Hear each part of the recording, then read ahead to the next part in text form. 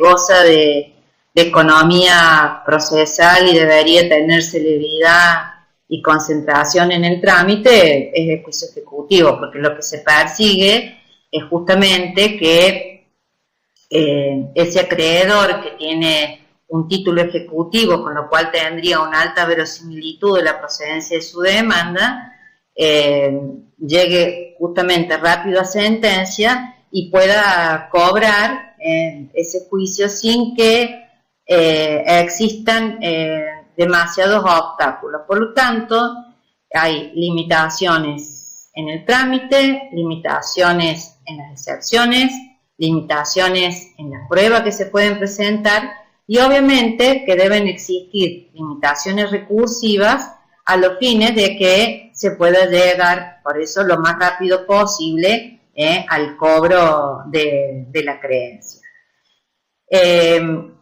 El acreedor, cuando tiene un título ejecutivo y presenta su demanda ejecutiva, el primer recurso que tiene establecido el 527, justamente para poder protegerlo a ese acreedor, es que si el juez le deniega la vía ejecutiva, o sea, lo estaría mandando a hacer un trámite ordinario, que es un trámite mucho más lento, si el juez le deniega ese trámite, ese acreedor ejecutivo pueda reponer ese decreto, apelar en subsidio, inclusive apelar directamente, obvio, porque el agravio que tiene es irreparable porque lo están llevando directamente a tramitar un juicio de manera ordinaria. Voy a parar un ratito porque venía embalada y no me he presentado. Mi nombre es Claudia Salazar, para los que no me conocen. Soy vocal de cámara de acá de Córdoba Capital y soy la directora tanto de la Diplomatura de Procesal Civil a Distancia Parte General como la Diplomatura a Distancia Procesal de la Parte Especial. Bueno, y lo que estábamos hablando de las limitaciones recursivas. Es obvio que en el caso que se le deniegue a ese acreedor ejecutivo la vía ejecutiva, no va a tener ningún tipo de limitación recursiva, porque justamente lo que se le quiere garantizar es que se le abra. Por eso, cuando el juez admite el trámite de la demanda ejecutiva, ahí es cuando la posibilidad que tiene de defenderse el demandado de esa vía ejecutiva no es a través de una reposición o de una impugnación en el trámite, sino que la vía correcta de impugnación que tiene es plantear las excepciones correspondientes.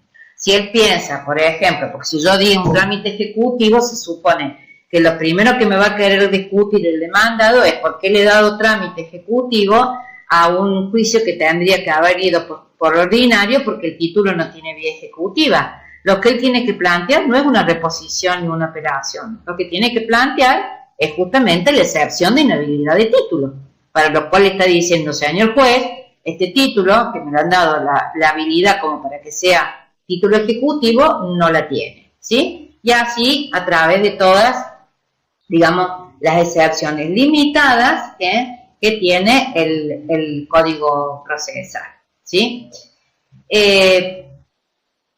¿Tiene limitadas las excepciones? La limitación que tengo por antonomasia es que no puede entrarse a discutir la causa de la obligación, y hoy son algunos inconvenientes que tenemos y nos hace ruido a algunos jueces, esta gran apertura que ha tenido el derecho del consumidor, que ha entrado de pleno al derecho bancario y por tanto a los juicios ejecutivos, donde ver si realmente ese derecho del consumidor no implicaría de alguna forma entrar a la causa de la obligación, porque si yo tengo que ver si esa persona es proveedor de créditos o proveedor de dinero, digamos que tienen por detrás una mercadería, ver si no va el consumidor, y la verdad que vemos que muchas veces, aun cuando se siga la muletilla de que no puede entrar la causa de la obligación, se estaría entrando. Lo mismo nos ha pasado con algunas de las defensas que tienen los títulos al portador en el Código Civil y Comercial. Basta leer el 1821 y nos damos cuenta que habría algún tipo de excepciones, que serían obviamente entre el librador y el portador originario de ese título, que podrían plantearse y que harían a la causa de la obligación. Lo hemos tenido otras veces a este indagatorio y sí.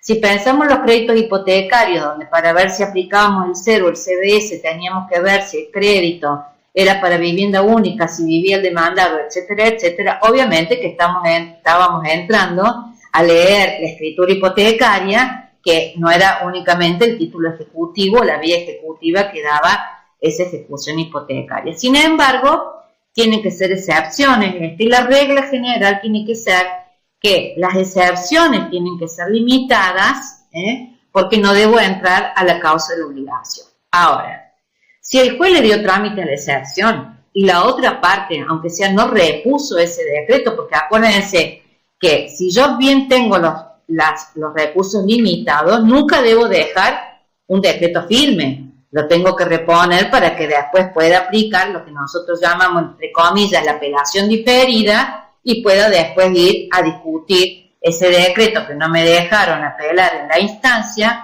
por la limitación que tiene el 559, lo pueda discutir en la Cámara. ¿Estamos? Ahora, si dejé entrar la excepción, dejo entrar la prueba. Porque no puedo hacerle dejar entrar la excepción y no dejarle entrar la prueba, porque si yo le dejé entrar la excepción, esa excepción que yo dejé entrar no la va a poder discutir después en un declarativo posterior. Lo estoy perjudicando a ese demandado, que le vamos a decir no, porque la limitación es el 557, señor, usted esto ya lo introdujo en el juicio ejecutivo, no puede venir después en un declarativo posterior a querer discutirme lo mismo. Entonces, abro excepción, abro prueba. Y acá tenemos que ver justamente cuáles son las limitaciones. Voy a leer en el celular porque así lo tengo clarito, el 559. ¿Qué me dice? Durante la instancia será aplicable el artículo 515, o sea, el 515, que es de los juicios abreviados, que me dice que solamente es apelable la sentencia. Todas las demás cuestiones que se susciten durante la tramitación del juicio ejecutivo son inapelables, pero insisto, las debo reponer, no las debo dejar firme. El conflicto que se nos puede suscitar es: ¿qué pasa, doctora, si yo tengo un decreto dictado con sustanciación, que no va a ir al recurso de reposición? Entonces, ¿y qué hago? Por lo menos algo tengo que decir, no pongo el decreto no me gusta, porque yo digo, claro, nos están diciendo, no lo puedo apelar, porque puedo apelar recién la sentencia, lo tengo que reponer, pero tengo un decreto que me dice solamente que puedo plantear reposición con los decretos dictados sin sustanciación. Entonces, me daría como que si el decreto que no me deja apelar ha sido dictado con sustanciación, tampoco lo podría reponer, con lo cual, digo, no me deja chance. ¿Qué debo decir? Por lo menos lo impugno al decreto, no lo quiero dejar firme, no estoy de acuerdo con el decreto, yo digo algo para que después no me digan, usted se quedó callado la boca. Y dice que solamente se podrían apelar el incidente de nulidad promovido por el demandado con fundamento en vicios de la citación inicial. ¿Y por qué lo puedo dejar apelar? Porque ese incidente, aunque no lo diga el código en ninguno de los articulados, es un incidente suspensivo. Porque si yo hago lugar, o digamos, hasta que quede firme ese incidente de nulidad con vicio de la citación inicial, yo tengo que volver todo a hoja cero, vuelvo a demanda, porque se supone que al demandado lo cite mal. Entonces, todo el juicio que ha sido seguido en su contra es nulo. Tengo que volver a la demanda y a la primera notificación. Entonces, siempre el incidente de nulidad con vicio de la citación inicial tiene efectos retroactivos. Digo yo, si hay algo que quiebre el principio de preclusión, es el incidente de nulidad por vicio de la citación inicial, porque me vuelve un fallo desde casación, me va a volver a demandar. Si hubo vicios, si recién se enteró, digamos, ¿cuántos tenemos que cuando van a hacerle la constatación para la subasta recién se enteran, ¿no es cierto?, de que ha sido seguido el juicio porque el domicilio que figuraba o el que denunció, a lo mejor también puede ser de mala fe, el actor no sea el domicilio real de esa parte. ¿Estamos? Después dice, durante la ejecución de sentencia serán apelables las resoluciones que la ley declara tales. Y ahí se quedó, las que declara tales. Y las que recaigan en todos los incidentes de nulidad. Voy a poder apelar. O sea, la nulidad en la etapa de ejecución de sentencia. ¿Sí? Si vamos al 587, la nulidad justamente de la subasta es apelable, es más, es la única que es apelable, y vamos a ver 564 con efecto suspensivo. Y estas dos normas son las únicas que permiten ejecución de sentencia del Ejecutivo, ¿sí?, de la sentencia de remate, apelar, que es el tema, sería el de la fianza, el 561, la planilla, que es el 564, y la subasta, que es el 587. Son las tres normas que me hablan de apelación. Y si bien la regla general es, como lo dice el mismo 559, en todos los casos los recursos no tendrán efecto suspensivo, ¿sí? La regla general es que los recursos de apelación, en su caso los recursos son sin efecto suspensivo, ¿sí? En el caso de la planilla, cuando ha sido impugnada la planilla y se saca resolución que puede ser apelable, esa apelación que se da es con efecto suspensivo. ¿Por qué? Porque inmediatamente después de la planilla, si queda firme y yo le digo que es sin efecto suspensivo, va a poder, ¿no es cierto?, cobrar y pedir que se giren las órdenes de pago. Entonces, para pedir ese ejecutante el cambio de ese efecto, va a tener que dar fianza para poder cobrar, porque el efecto general es que sea con efecto suspensivo. Y en la subasta, cuando se apela, digamos, se declara la nulidad de la subasta, se saca la resolución aprobando o rechazando esa nulidad, es con efecto suspensivo, porque también, digamos, si yo no suspendo, dejo que se adjudique y entre en posesión el tercero, el tercero que se supone que es de buena fe, ya no voy a poder volver atrás a esa subasta sin perjuicio de los daños y perjuicios que se pueden traer en caso que la subasta haya sido mal realizada.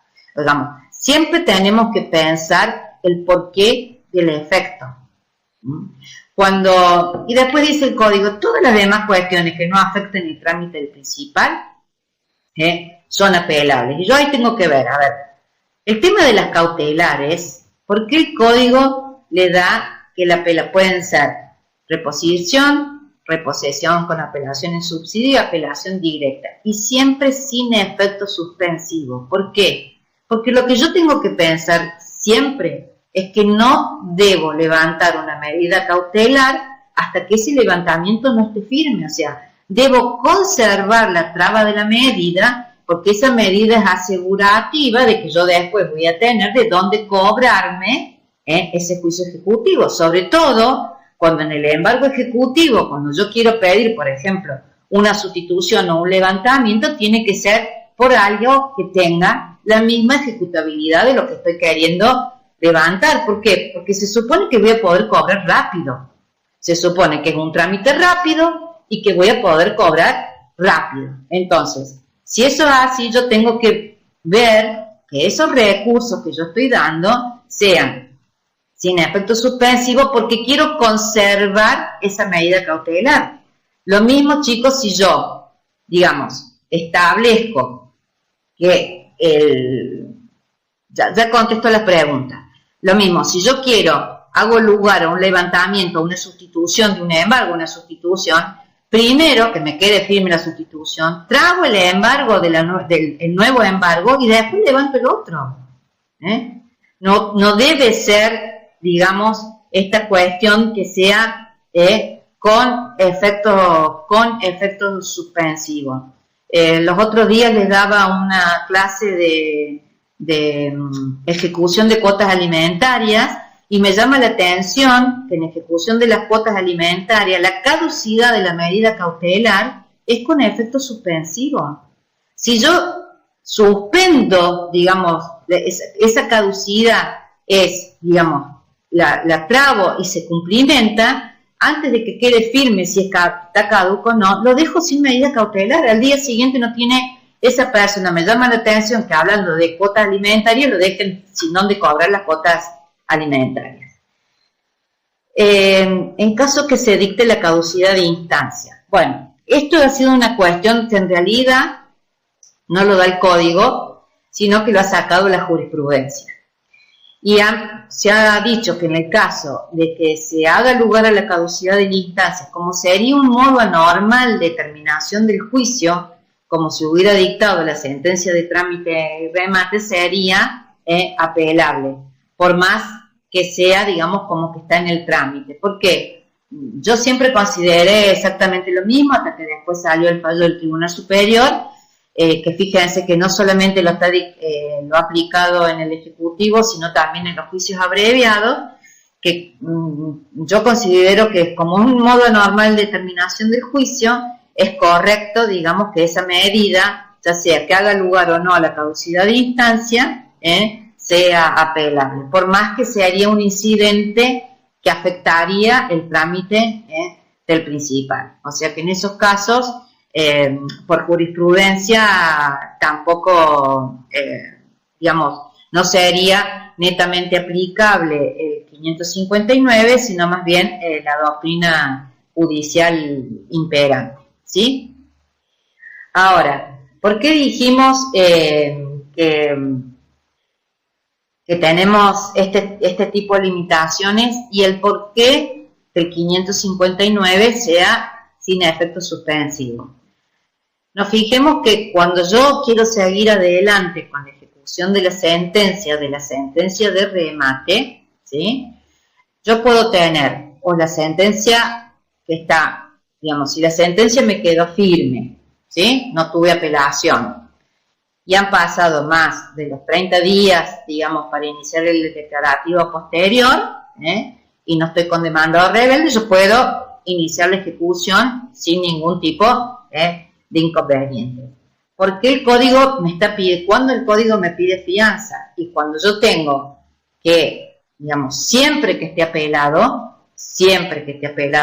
cuando haya mediado una apelación, si la apelación es sin efecto suspensivo y yo quiero, digamos, ejecutar, el código me lo permite, sí. ¿Y cómo no me lo permite, doctora, si no tengo sentencia firme? Me lo permite porque aún no teniendo sentencia firme y estando apelado, es lo que llamamos títulos ejecutoriables. No es plenamente un título ejecutorio porque no está firme, pero sí es ejecutoriable. ¿Y cómo hago para subsanar esto de que no está firme? Ofrezco fianza a los fines de devolver aquello que yo digamos que me han pagado en caso de que la Cámara revoque la resolución.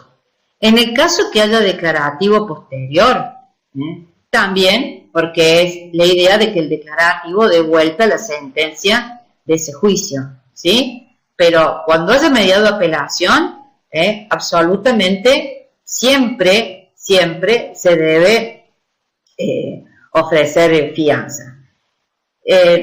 Supongamos que es muy común que si no ha habido apelación, se esperen los plazos que marca la ley para poder ejecutar, tanto con el demandado rebelde o no, que se esperen los plazos establecidos por la ley y que no se ofrezcan fianza. Ahora, obviamente que si está apelado, la forma que tengo de ejecutar es ofrecer la fianza la valora el juez, se saca una resolución y esa resolución es apelable. También sin efecto suspensivo, o sea que ahí no tendría ningún tipo de inconveniente. Una vez que se inició la ejecución de sentencia, una de las complicaciones que cuando salió allá la ley 8465 era ¿qué hacíamos con las sentencias con el juicio ejecutivo? ¿Aplicábamos lo del 809 y siguiente, 801 y siguiente? ¿O seguíamos la regla del 561 y no se le daba trámite? Y directamente íbamos, por iniciar la ejecución de sentencias, notifíquese, formúlese planilla de liquidación. Y la pregunta fue siempre qué pasaba en los juicios ejecutivos si venía el demandado y planteaba una excepción, por ejemplo, un pago posterior a la sentencia, que podía ocurrir perfectamente. ¿Qué hacíamos en ese caso? Y en ese caso la excepción se debe dejar entrar y aplicar analógicamente el 809, correrle una vista a la contraria, lo que sea, pero el pago me lo dejan entrar, porque si el deudor ha pagado entre que quedó firme la sentencia y que iniciaron la ejecución de sentencia, hay un paro, hay un pago, hay una espera, hay una quita, ha habido una transacción posterior, que son los modos, digamos, de conclusión de las obligaciones, obviamente que yo eso lo debo dejar entrar. Las reglas generales que yo pongo cuando pongo notifíquese, que venga el demandado y que plantee si tiene alguna defensa. Y si no, directamente se formula la planilla y se sigue adelante con el trámite del 564. Ojo con la planilla, porque la planilla, aun cuando no haya sido impugnada, si no ha sido impugnada, el juez la debe aprobar, pero siempre y cuando haya sido conforme a derecho. No puede el juez decir, no le impugnó la planilla, la saco como está. No. La planilla se aprueba conforme a derecho. La planilla no hace cosas juzgadas. La planilla se puede revisar para atrás las veces que uno quiera, por más que se haya pagado. Hemos revisado planillas en que hemos llegado que hace 2 o 3 planillas que ya el deudor había pagado absolutamente todo, porque había abuso procesal por parte de los acreedores, ¿sí?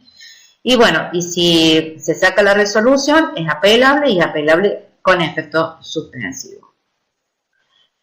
Y después lo que tenemos es qué pasa con aquellas ejecuciones de sentencia a las cuales se le aplican las reglas del ejecutivo. Estamos hablando cuando yo tengo un título ejecutorio y estoy tratando de ejecutar una sentencia de un juicio ordinario. Mi título ejecutivo pasa a ser esa sentencia, que se tiene que encontrar firme y en condiciones de ser ejecutoriada. Significa plazo vencido, sin recurso alguno o recurso resuelto, digamos, en forma favorable, para que yo pueda ejecutar. Para que yo pueda ejecutar eso, obviamente que el trámite que se da es del 809 y siguiente, y acá en este caso, por más que existe una norma similar al 528, que es la regla general que no se les dije, que es el 558, que para que pueda apelar el demandado tiene que haber planteado excepciones, no importa si se las rechazaron in limine, si fueron puestas fuera de término, siempre y cuando haya opuesto excepciones, puede apelar, si no, digamos, no podría apelar. En el caso de la ejecución de sentencia, es exactamente lo mismo. Lo que pasa que el 823 deja introducir todas aquellas cuestiones que no han sido introducidas dentro del juicio ordinario, digamos, que van más allá, que han sido planteadas en el incidente del ejecutorio. Hoy por hoy tenemos un montón: consolidación, leyes de emergencia, cuestionamientos de la planilla, etcétera, etcétera. El artículo 68 de la 9086. Un montón de cuestiones que se tramitan dentro son incidentes tramitados dentro de la ejecución de sentencia, que todos esos incidentes, como no han tenido una tramitación anterior, son con efecto suspensivo. Obviamente que deben ser con efecto suspensivo. ¿Por qué? Y porque, digamos, lo que sigue posteriormente de eso es la ejecución propiamente dicha. Y fíjense, es tan clara la normativa que hace el 809 y siguiente. También, al ser ya una etapa de ejecución de sentencia en el cual yo no tengo un título ejecutivo, sino un título ejecutorio. Esto significa que ya no tengo verosimilitud, sino que tengo procedibilidad de la demanda. ¿Qué me dice acá este trámite? Señor, puedo plantear excepciones, pero mucho más acotadas las excepciones. La prueba mucho más acotada la prueba porque tengo acotadas las excepciones, ¿sí? Y si no plantea excepciones, no saco resolución. Se pone prosígase con la ejecución, notifíquese, y en realidad ni haría falta el notifíquese, prosígase con la ejecución, desígnase martillero o líbrese las órdenes de pago, porque ese decreto que dice prosígase la ejecución es irrecurrible. Porque lo que quiere es justamente que si ya acá no me planteaste excepciones, directamente subastemos y cobremos. Eso es lo que quiere el código. Si planteaste excepciones y se dicta la resolución, esa resolución va a ser dictada, digamos, sin o con efecto suspensivo, de acuerdo a las reglas del 823. Entonces, esto lo que tenemos que ver es las reglas que establece el 823 se diferencian en algo del 559 justamente por el tipo de juicio donde estamos y la etapa donde estamos. Exactamente igual a lo que pasa en la apelación, pasaría prácticamente en la casación, porque la misma limitación recursiva la tiene en la casación los juicios ejecutivos, ¿sí? Entonces, vamos a ver que tenemos limitados los recursos, pero sí podemos iniciar la ejecución dando fianza de devolver cuando se trate de una sentencia donde se haya determinado el cobro de una suma de dinero, donde tenga un título ejecutorio que tenga la calidad de un título ejecutivo, que es lo que marca el 383. O sea, que también vamos a ver, por justamente que no hace cosa juzgada y justamente todos los requisitos que tiene el juicio ejecutivo, que inclusive tiene la casación limitada. Acá me han preguntado si el trámite, la ejecución de los honorarios puede ser impetrada por el trámite del 517 y el 801 libremente o existe alguna limitación en la elección del trámite. En realidad, la jurisprudencia ha marcado que todas las posibilidades que da el 124, el abogado las puede ejercer. Puede ir por declarativo, ordinario abreviado de acuerdo al monto, por ejecutivo, por ejecución de sentencia o por ejecutivo especial, ¿sí? Yo digo que acá el abogado lo que debe tener en cuenta es justamente las limitaciones recursivas, pensando que va a usar un trámite, que eso le va a generar mayores honorarios, porque todos estos conflictos se presentan cuando los honorarios, digamos, no superan los mínimos de la regulación. Entonces, cuando son honorarios bajos, piden este tipo de la ejecución por estos medios a los fines de lograr los 15 JUD de mínimo, los 20 JUD de mínimo en el ordinario, o los 10 JUD de mínimo en el ejecutivo. Pero lo que hay que tener en cuenta, sobre todo yo digo, el abogado debería tener en cuenta cuando está, porque él que sabe ejecutar sus honorarios, que si lo presenta por un declarativo es apelable con efecto suspensivo. ¿Sí? Si lo presenta por un ejecutivo, es apelable sin efecto suspensivo, pueden dar fianza y lo pueden ejecutar. Y tiene ya las excepciones un poquito más limitadas. Si lo inicia por ejecución de sentencia dentro del juicio donde está el trámite principal, si no le plantearon excepciones, eso es irrecurrible. Iría muchísimo más rápido en el cobro. Y si lo presenta por un ejecutivo especial, también va a ir con el trámite del 823. O sea, creo que acá las opciones han sido pensando en que el abogado podría tener algún título que fuera controvertido y que no tuviera tan clarita la habilidad del título para que le diera la posibilidad del ordinario. Pero cuando el abogado tiene el título en perfectas condiciones, debería, que eso sería lo correcto, optar por el sistema que a él le ofrece mayores garantías y mayor celeridad para el cobro, no que le ofrece mayor cantidad de honorarios por el trámite elegido. Sin embargo, la usanza es esto. Hubo una jurisprudencia que le dijo que como había usado abusivamente el sistema del ordinario o el abreviado cuando no correspondía, le regulaban el mínimo de la ejecución de sentencia, pero eso ha tenido jurisprudencia contradictoria. Yo estoy totalmente de acuerdo con esa jurisprudencia. Yo no les dejaría entrar cuando tienen los papeles en orden por otra vía más engorrosa por el solo hecho de querer ganar más honorarios. Sino la forma es perforarlo a través de un 1255 al 1627 viejo. Bueno, como podemos ver, repito, la razón de ser de todas estas limitaciones ejecutivas es lograr que ese ejecutante que tiene ese famoso título ejecutivo cobre lo más rápido posible. No sé si me quieren hacer alguna pregunta, tengo 2 minutitos disponibles para que me puedan preguntar. Si no, bueno, les agradezco. Esto van a ser muchos de los temas que se van a tratar en la diplomatura. La diplomatura de ejecución es muy precisa porque trata todo esto del tema de, la ejecución, de los juicios ejecutivos en particular y la ejecución de sentencia y la subasta.